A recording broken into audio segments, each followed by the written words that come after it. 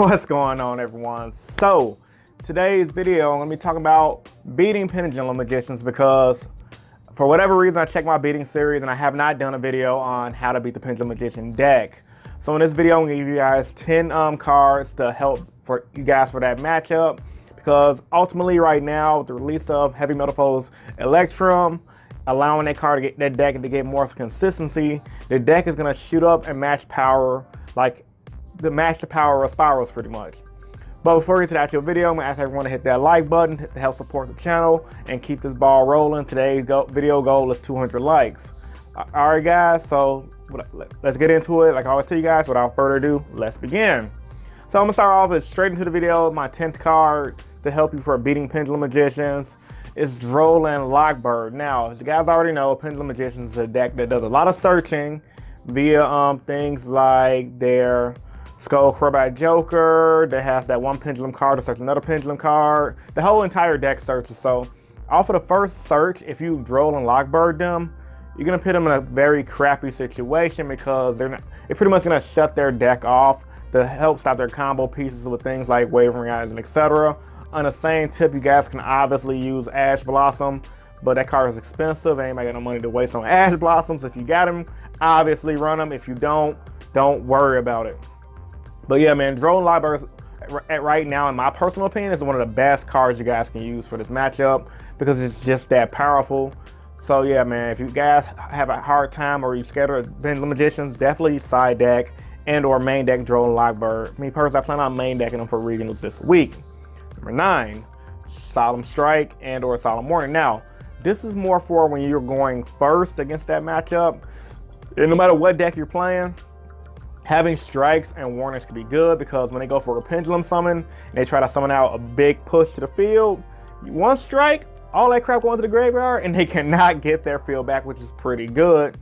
And the same thing for Solemn Warning, and it also stops their summons. But the biggest thing about those cards, evidently, I'm not going to stay on them too long, because you guys already know, if you guys have been playing Yu-Gi-Oh since the Pendulum era, you strike a pendulum summon, it's usually GG no re. The same concept goes for warning. So number 8, Anti-Spell Fragrance. Now, Anti-Spell Fragrance is another great card for the Pendulum Magician matchup. You activate it. Once again, it's another going first card. You floodgate the opponent simply due to the fact that they can't play their Pendulum Scales. Now, in the beginning of me prepping for Pendulum Magicians, last year, I went to locals and somebody was like, "Hey Chris, why don't you got anti-spells?" And I was like, "I don't know. What does that card do?" Essentially, they have to set the spell cards before they play them, and you can't set pendulum scales. So when you have that type of mechanic going on, they can't set their pendulum scales. They're going to be in a pretty crappy situation, and it's going to shut the deck off. So yeah, man, Anti-Spell is a great card for any pendulum deck, and it's definitely a great card for Pendulum Magicians.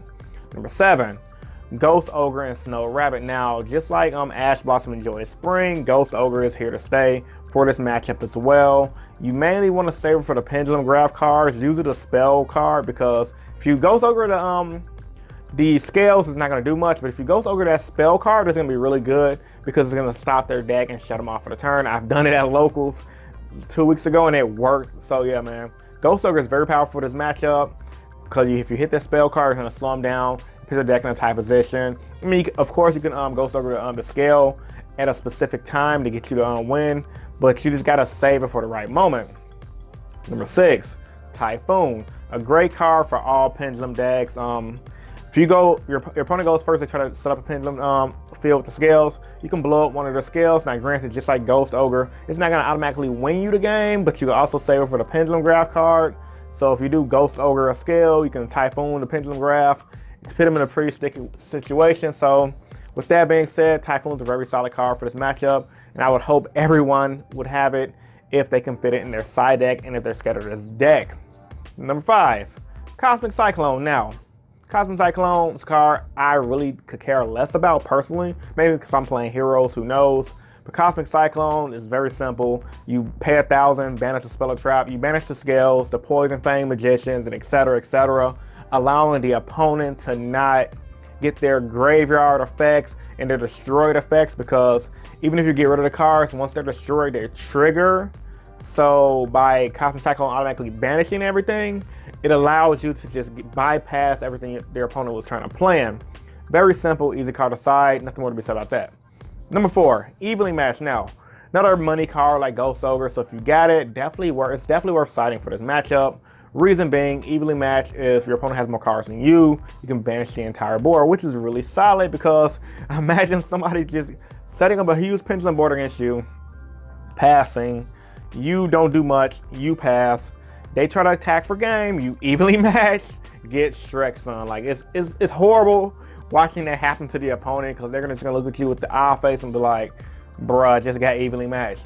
But with that being said, man, it's just gonna win games, and which is why it's one of the best cards to side for the deck. Outside of anything, I mean, anything that can be activated from the hand during either player's turns is really good. Or even if you set evenly match, you catch them with the okie doke, it's GG no re. Number 3, Dark Law and/or Mass Change. Number 2 to bring out Dark Law. Dark Law, simple common sense. You bring them out. Once they start popping their skills and doing shenanigans, it's gonna waste their resources and slow the deck down a lot. Now, granted, it can pop the Poison Flame magicians and the other magicians that pop the monsters on the board to get rid of your Dark Law, which is easy to do, but they're still gonna lose a lot of resources and it's still gonna stop their pendulum plays. Ultimately, you put them in a pretty crappy situation. Number 2, Unending Nightmare. Now, Unending Nightmare is a very powerful card for this deck. The card pretty much reads, while it's on the field, you can pay 1,000 life points to pop a face-up spell and trap card on the board. Obviously, it's common sense what we're gonna do. You can set this, pass, activate it on your opponent's turn, they play a skill, pay 1,000, pop. Play another skill, pay 1,000, pop. Play their face-up spell and trap card, pay 1,000, pop. Anything you want to do to the opponent, you can do with Unending Nightmare because it's gonna be like almost in some cases a better anti-spell fragrance. Me personally, I prefer anti-spell fragrance because you can activate it and immediately flood it out the opponent, stopping all the shenanigans they want to do.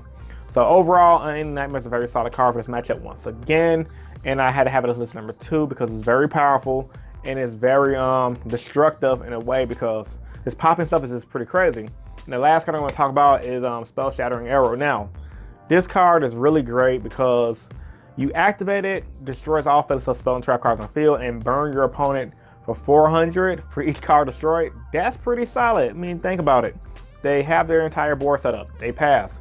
You play that. You nuke their entire board, burn them for a good 1,200 or 1,600, etc. And you start making a big push on the opponent. That can put a lot of pendulum plays in a pretty sticky situation. Specifically, if you're playing a deck like Heroes and if you got Dark Law on board, you can really do a lot of dirty damage. I mean, simple effect.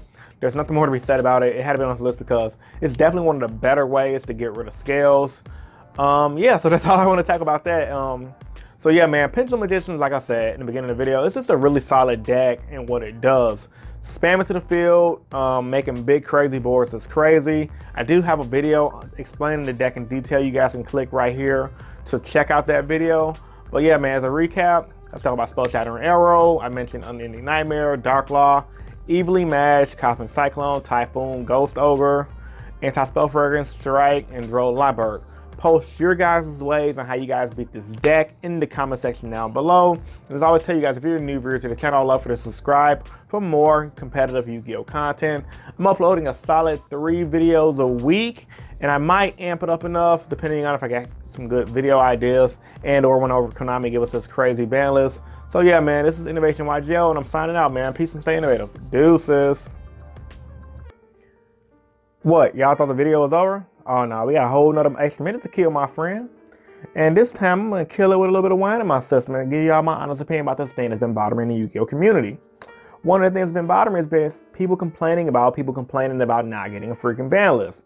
All throughout Zodiac, though, I see people saying, oh my god, shit the F up about the January ban list. Konami never guaranteed us anything. And on the other side, everyone's like, well, Konami has told us no sooner than January. It's like pretty much they're teasing us, you know. They let us put the tip in, but they ain't give us the whole full package because they told us to come back next week. My personal take on the matter is, I'm gonna keep it completely 100. While I stop putting faith in Konami to give us ban list dates and etc., you cannot be mad at players for wanting the ban list. Like, I mean, just think about it. We've been playing this game for so long, and we had structured ban lists on scheduled dates, or at least a guaranteed date. If Konami was gonna pretty much allow us to put the tip in and not get it in all the way with a ban list date, they might have just told us, hey, don't give us nothing vague, just say, hey, the ban list is coming around this week, not no sooner than January. That's just too much vague, and that's too much BS. That's all I want to talk about, this little mini rant towards my end of the video, etc., etc. Got the wine in my system. You never know what you're gonna miss until you don't see it. So you guys make sure you stay to the end of every video, watch it to get some of these real Yu-Gi-Oh rants. All right, I'm out. Peace.